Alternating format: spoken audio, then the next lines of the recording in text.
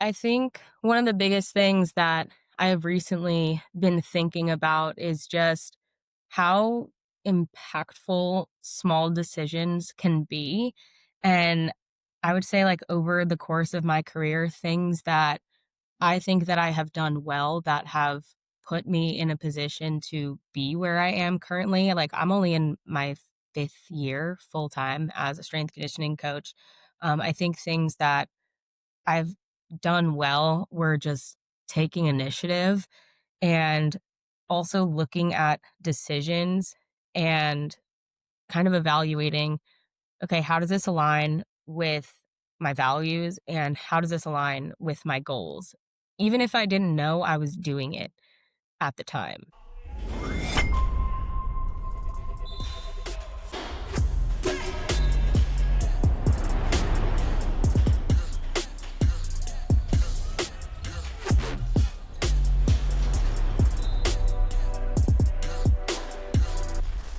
What's going on, Samson Strength Coach Collective listeners? On today's episode, we have Lilly Simon, newly Lilly Simon, formerly Lily Bernardi.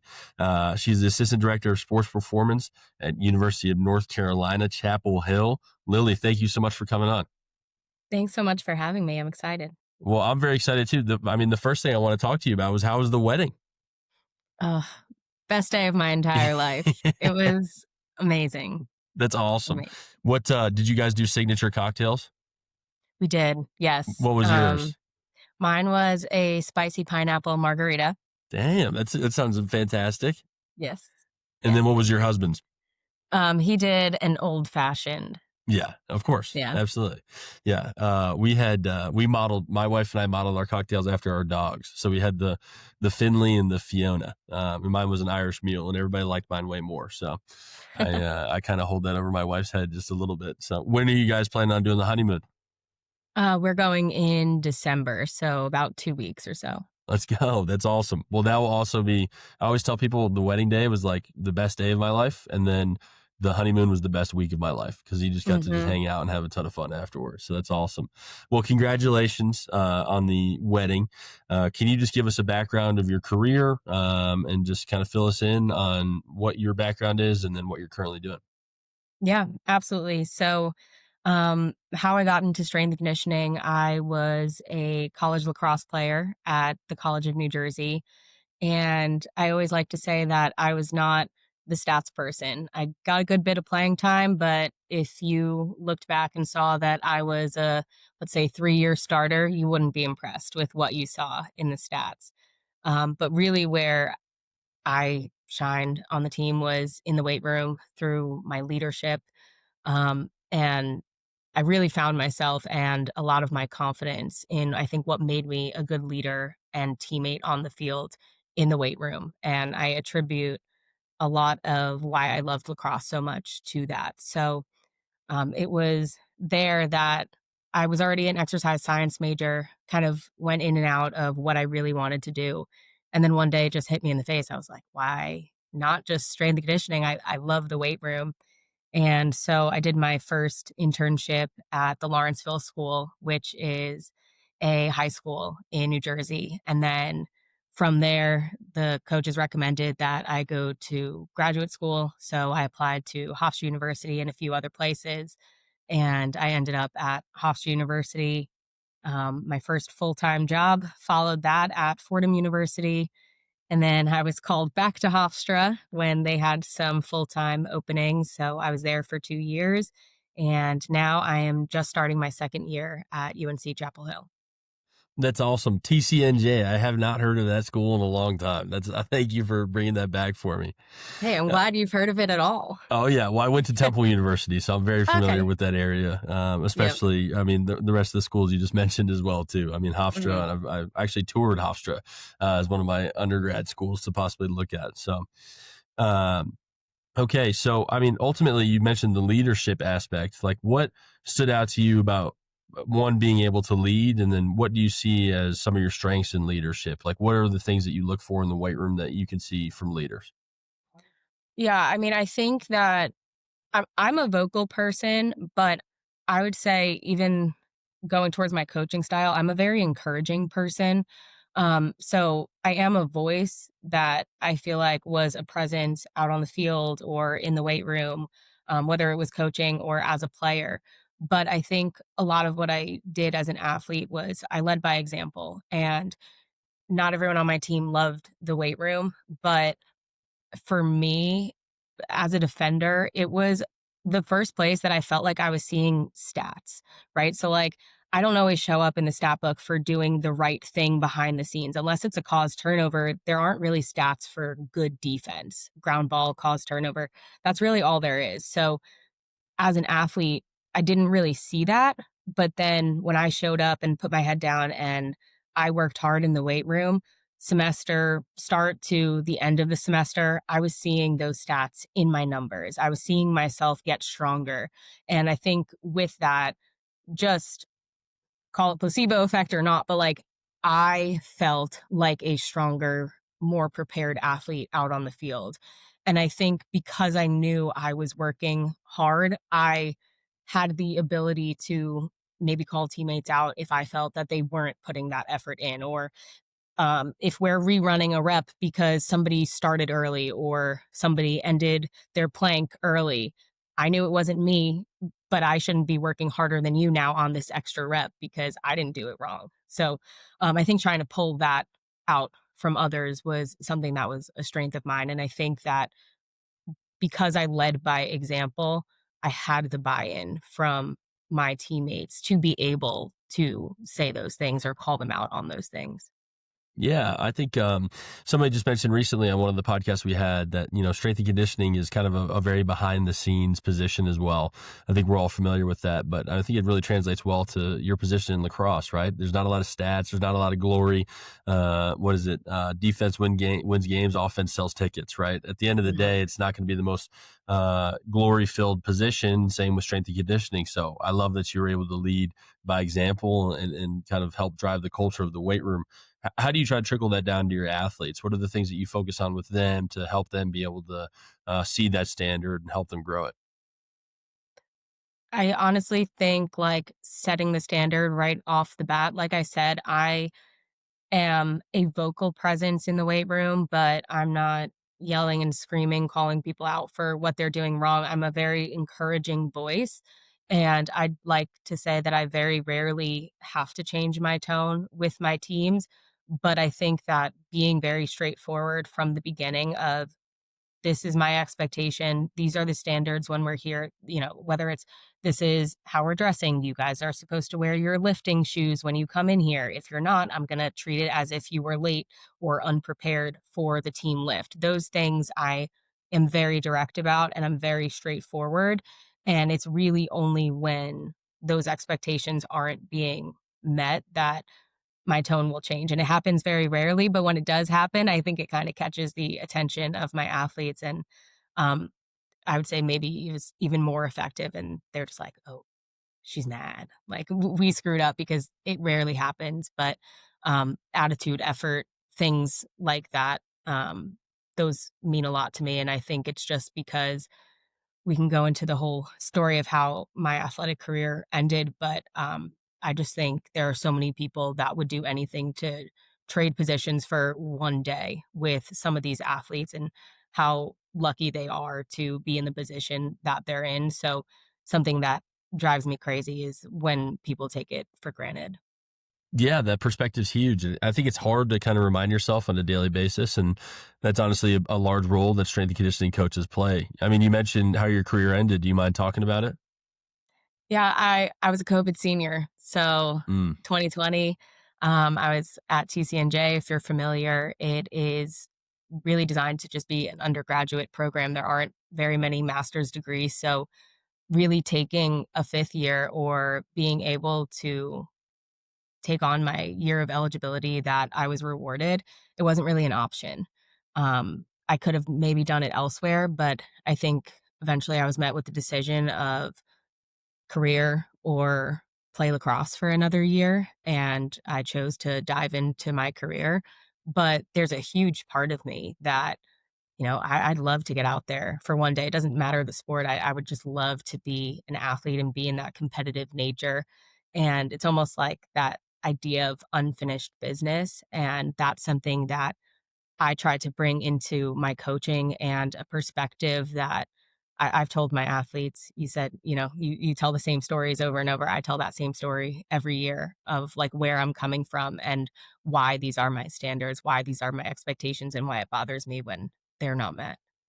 How do you think the athletes respond to that? Because I think that's pretty powerful and can relate to them really well.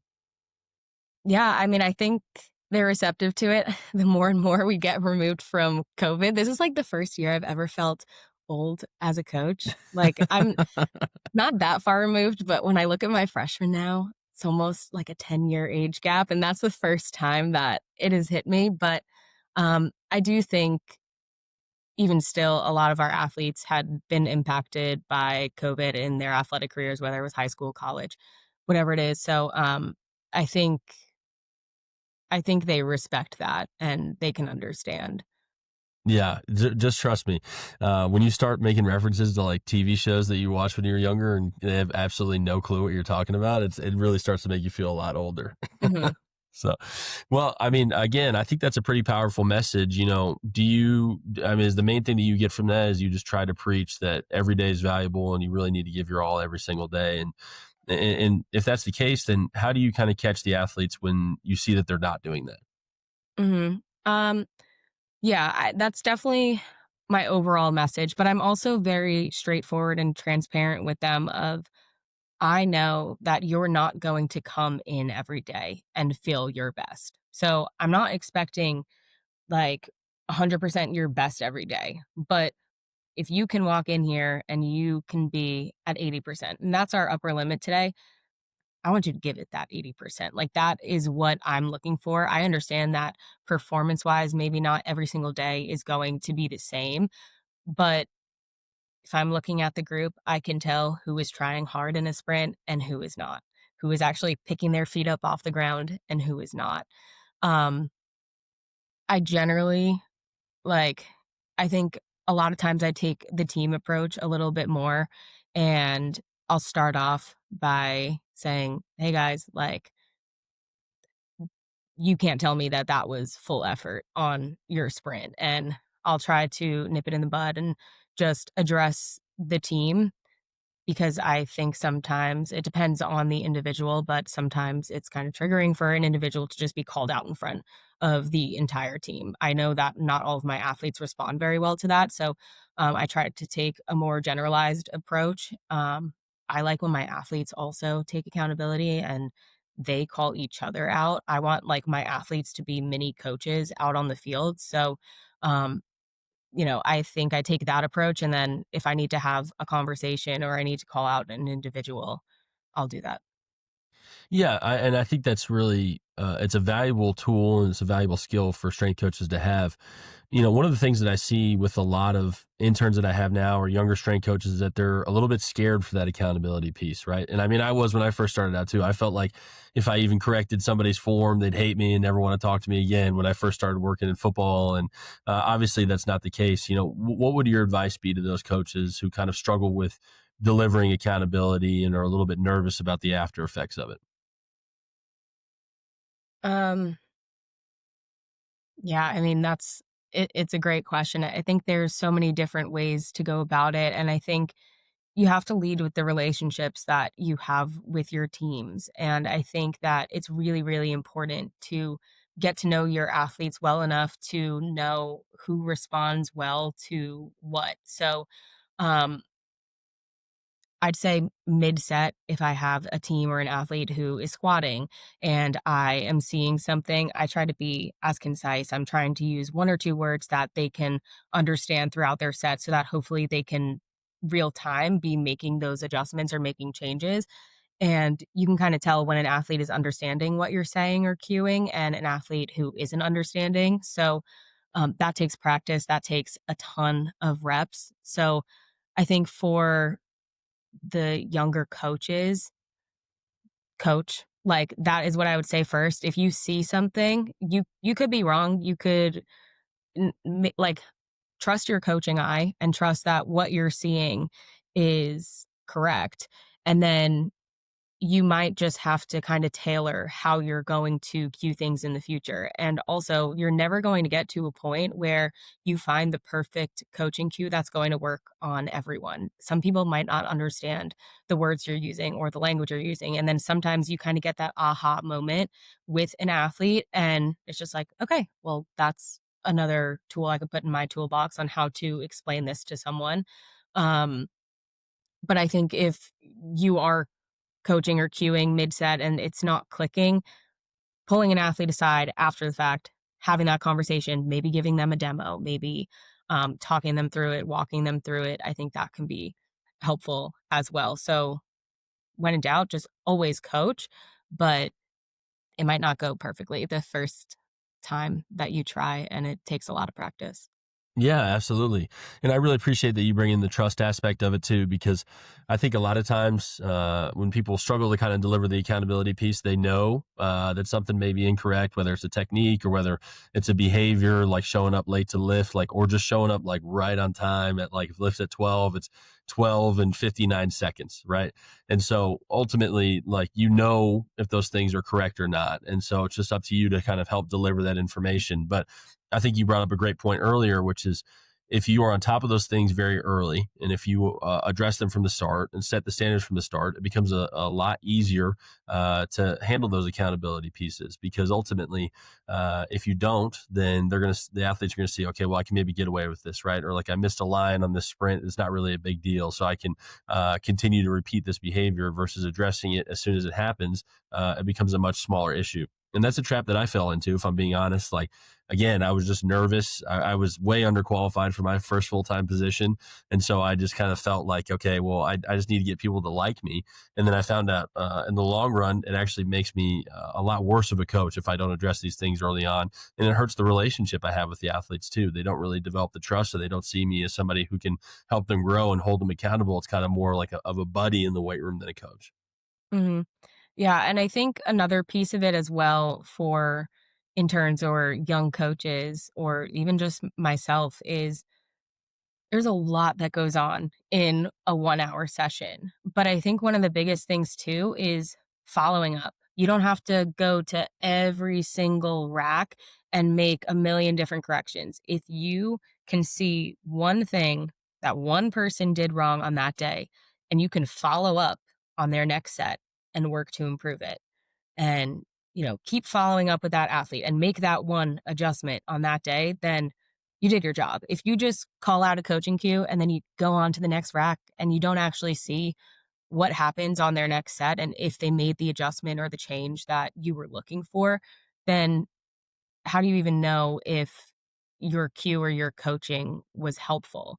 And I think that's something for young coaches to also understand is like, I could have a laundry list of cues that I should be giving an athlete, but it's almost a hierarchy. I want to choose what is most important, what is maybe unsafe about this movement, like what is the first thing that need to make sure that I want to correct so that they don't get hurt. Um, and then from there, what is your kind of order of operations? Like if we talk about something like Olympic lifting that is so complex. I'm not going to blurt out 5 different coaching cues at one time. Like sometimes an athlete can only focus on one thing at a time. Once they make that change, okay, that looks great. Now let's try to focus on this adjustment. And that could take weeks, that could take months. But I think really following through and understanding that not everything's going to look perfect at once. So sometimes less is more. Yeah, 1,000%. And there certainly is a hierarchy to me too. And I appreciate the starting with safety aspect because obviously that's the most important. But, I remember I've had interns specifically ask me, like, hey, you spent probably 90% of the lift at this one rack with this one athlete. Did you miss, do you feel like you missed out on any other things or coaching other things? It's like, no, not really. Cause I'm still, while that athlete's resting, going around to other racks, checking in and looking to make sure that there's not greater errors. But if I've got a red shirt freshman who really needs to work on technique and for some reason, no matter how many times I tell him to get set with his stance for a squat, he's still, basically making a triangle with the ground, every set. Like, we have to spend time together and we have to fix those things. And it's okay to spend time on one athlete, because then it'll ultimately allow you to work with the other athletes in the long run too. So it's all about ingraining good habits. So I appreciate you bringing that up. You make me feel validated. Thank you. Yeah, and at the same time too, like, a coach who's been in it for a while, I could be in this one place, but I understand how to control a room. I understand how to position myself. So yeah, I'm standing directly at this one rack so I can watch this athlete's sets, but I am looking straight down the line. I can see every single rack from where I am standing. And if you're an intern who's concerned about me being put at one rack, go where I'm not. Like, Yeah. that's maybe another conversation to have with them, but, I had a coach who he referred to it as, like, the grenade rule, and it always stuck with me, and I share that with interns usually in the beginning of the internship. Like, if a grenade were to go off in the weight room, it should not take out more than one coach at a time. Of course, come over, ask me a question if you have it, but we should not be coaching the same space.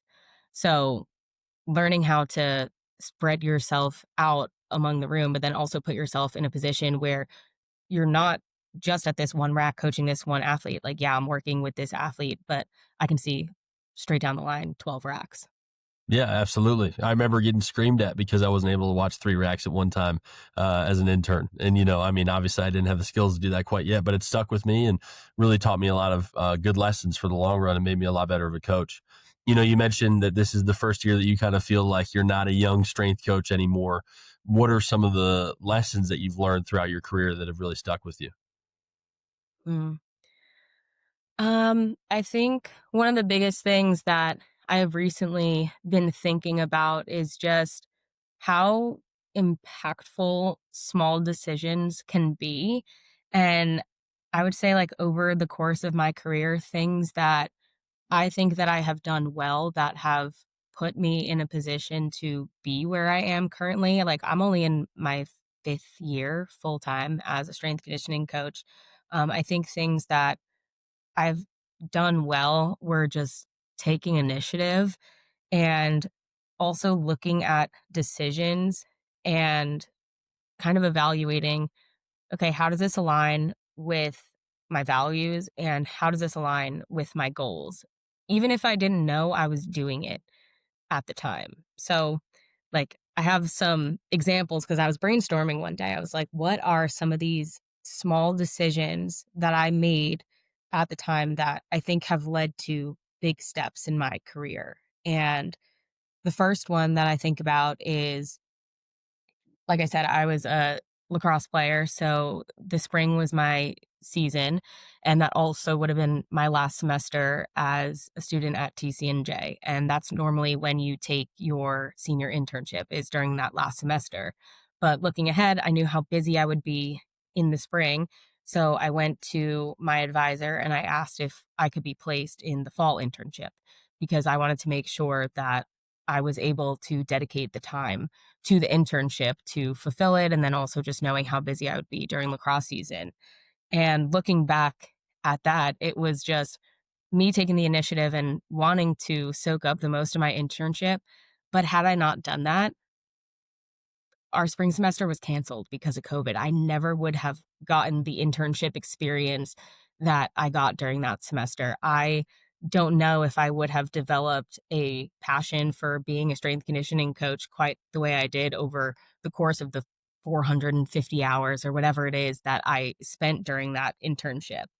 Um, Following that, during COVID, I could have easily just sulked and lay around all day and felt bad that I wasn't playing lacrosse anymore. But I chose to utilize a lot of that time to start studying and preparing for the CSCS. And I said, well, I like a schedule. So I liked waking up, working out, doing my studying, and I tried to complete at least one chapter a week of the NSCA textbook. That way, once the testing centers opened back up, I was able to take the CSCS.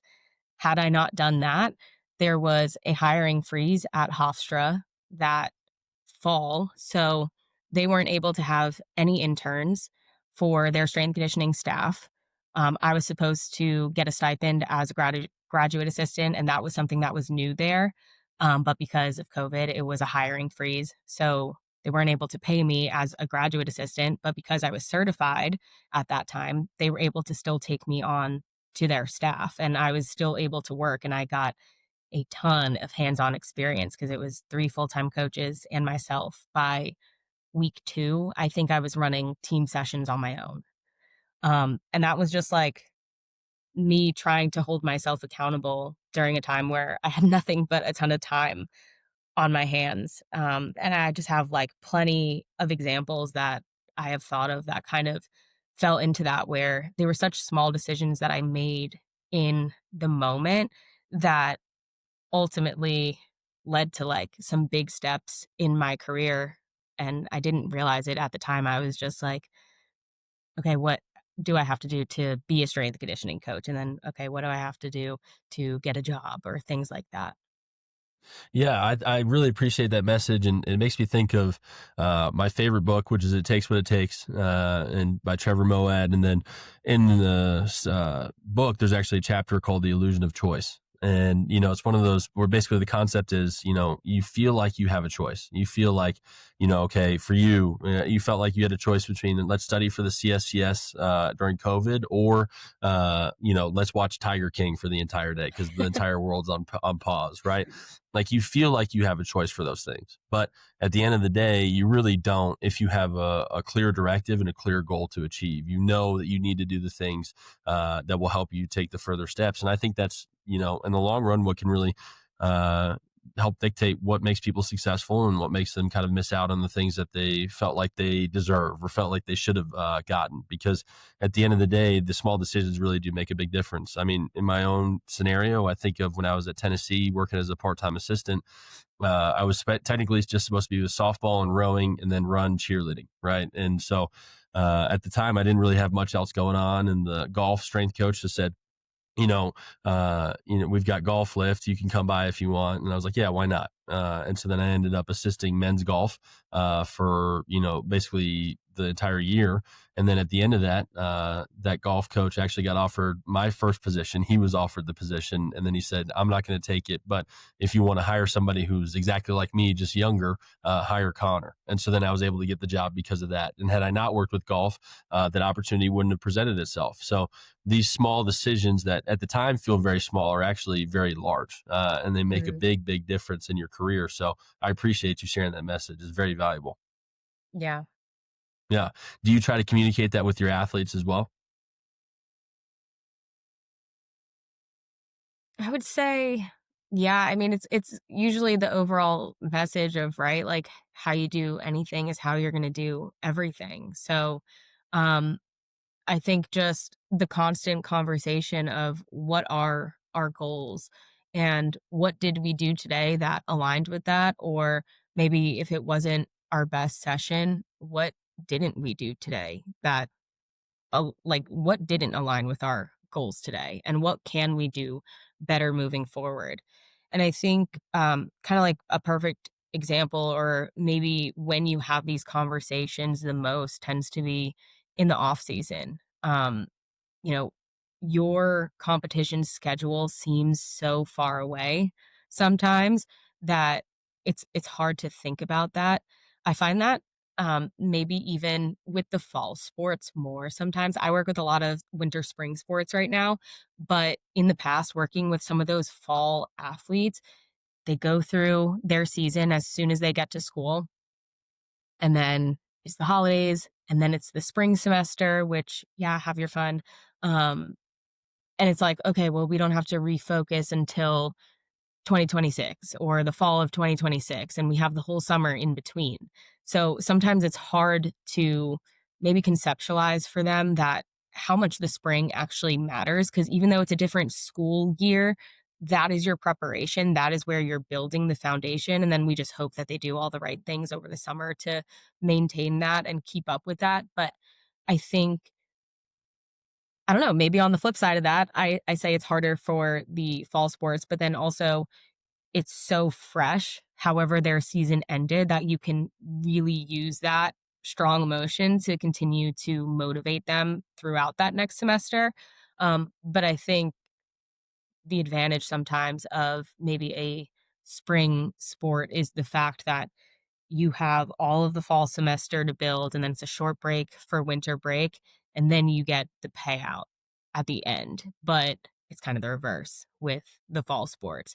You almost have only a week to develop them, but you have to get them to understand that that 1 week isn't their development. It is the entire spring semester from the year before that. That is their development. So I think just having those conversations of goals early on and reminding them throughout the fall season, whether they're aligning or not aligning with what they said their goals were. Yeah, I think there's certainly a double-edged sword to each season. I think about basketball, where basically as soon as our season's done, we get like 4 weeks of training, then it's summer break, and then you come back and you get 8 weeks of training, then you play again. So it is a little bit convoluted and can be difficult. But I was astounded when I found out that soccer basically trained for a week and then had to start playing games right away. I couldn't believe it. So I'll take basketball on my side for sure. But I love what you say about, and I think a lot of people have preached this message, but I think it's always good to speak about it again is, are your actions aligning with your goals? We've got, I've worked with plenty of red shirts in my career who we get to have a year together. And most of the time the red shirt development is pretty much a weight room aspect. Obviously there's a skill piece behind it, but, a lot of times, you end up recruiting somebody who might be a little bit undersized and they have to gain a lot of weight. And I remember having many, many conversations with these redshirt freshmen about, okay, well, you say that you want to play in the NBA one day, right? And it's like, yes, everybody always wants to say they play in the NBA, right? And then, okay, so ultimately, what do you have to do to get to the NBA? Well, the number one thing that everybody says is I have to gain weight. Okay, great. And so what are you doing right now? Are you gaining weight or are you maintaining weight? And then the conversation continues down from there, right? Where you can just really bring back, okay, what's your ultimate goal? What's your ultimate purpose? And ultimately, are your actions on a daily basis aligning with what you need to do? So I have not, I have seen some people who are able to really make that connection. I've seen some people who've struggled to make it. And I think it's ultimately a very big difference maker. Do you have any decisions? You talk about the small decisions that have worked out for you. Do you have any decisions that didn't go your way? Hmm. Um, that's a great question because I haven't really thought of the flip side of it. I'm gonna say no because I feel like a lot of times, like, I've been rejected plenty of times in this, short 5 years, but I think every single time I learned something different, and I chose to think about it not as okay, that doesn't work out. I regret how much time I spent on that. I think every time I've been through, let's say, an interview process, or I have worked with a coach, or I tried something new in training and it didn't work, or I didn't get the effect that I was looking for from it. I think every time I just choose to look at it like, what did I learn here? Or used it as a way to evaluate myself and where I was at realistically compared to where I wanted to be. And so whether that was then kind of coming back and taking the initiative to build up maybe some of my areas of improvement or my weaknesses or something like that, I think I sought out feedback and I wanted to understand maybe earlier, like, why wasn't I getting these jobs? Why wasn't I at a Carolina? Or why did it take me I mean, yeah, sure, it took 3 years, but I had a lot of no's before I had a yes. And from every one of those, gut-wrenching, yeah, but I learned a lot, and I think it gave me just a different drive, or next time I'll be better because I know that this is an area that I need to improve on and I'm going to spend this next year until there's another opportunity to improve on that. And I don't know how, but I'm going to find a way. I'm going to find the people that know the information that I need to know, or I'm going to look for it. Yeah, I think failures are the best teachers, right? And I think they ultimately, I mean, they can make or break you. And if you want to apply the lessons you learn from them, then they can ultimately not be failures. They're just learning opportunities for you to continue to grow. So I love that perspective too. You mentioned, making small decisions that can kind of help impact your career. What is some other advice that you would give to young strength coaches who may be looking to get into the field or are just starting out in the field? I think some things that I would say to younger coaches is just not sitting back. I know I say it over and over and over again, but I really think taking initiative and like what can be done right now? What can you do right now? I was in previous positions where maybe um, access to technology and sports science and things like that. I didn't have that in previous roles, and that was a roadblock for me. Just to name an example. And what did I do? Well, I don't think I'm going to do all the fundraising to get us the money to get all these fancy toys and tools, but um, I'm going to talk to people who use this. I'm going to understand how can I maybe not use the technology, but how can I get an understanding of the concepts that are used in sports science and apply those to where I'm at? Is it RPE scales? Is it just kind of just understanding the intensity of our sessions and starting to try to conceptualize that and have conversations with my coaches about that? Um, I think there are plenty of YouTube resources. There are plenty of coaches on social media. There are people that have the tools. There are people who have had the same problems or roadblocks as you. So I think understanding that you don't have to sit back and just wait for it because oftentimes it's not just going to come and hit you in the face. You have to go and seek out that information. So taking initiative, um, I think being humble enough to ask others, not only for what they know, but also asking others to evaluate you and being receptive to that feedback, asking them, "Hey, you listened to me in an interview, like, how do I come off? What are your impressions of me? What are areas that I can work on?" Or sending other coaches to your programs might be one of the scariest things to do, but what do you see? What do you not see in my program? If these are my goals and what I'm trying to accomplish with my team, what am I missing? I think those are really big things that a lot of young coaches can understand because I do think that they are very helpful. Yeah, there 1,000%. And one of my favorite phrases is, it's hard to get out of bed when you sleep in silk sheets, right? And so I think back to how I was spoiled at my first job at Texas Tech. We had every technology under the sun. I mean, I couldn't even begin to try to learn every single one because I would be swamped and just understanding each of these technologies. And then going to a school, a mid-major school like App State, which is a fantastic school, no knock on it, just in case our AD's listening. But ultimately, we have a little bit less resources. And so it made me struggle with not having those things available and then having to learn on the back end versus first learning with limited resources and then, okay, now having all these fancy tools and cool things is just an added bonus that I can use in my programming versus relying on them to help complete the job. Mm. You mentioned the evaluation process. Like, how often do you undergo that? How often do you ask for feedback? I would say that definitely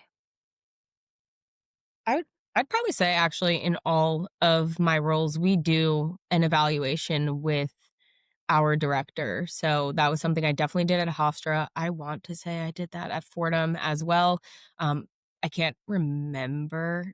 I want to say I did a sit down with my boss there as well, but I know definitely at Hofstra, definitely at UNC, we write goals for each year.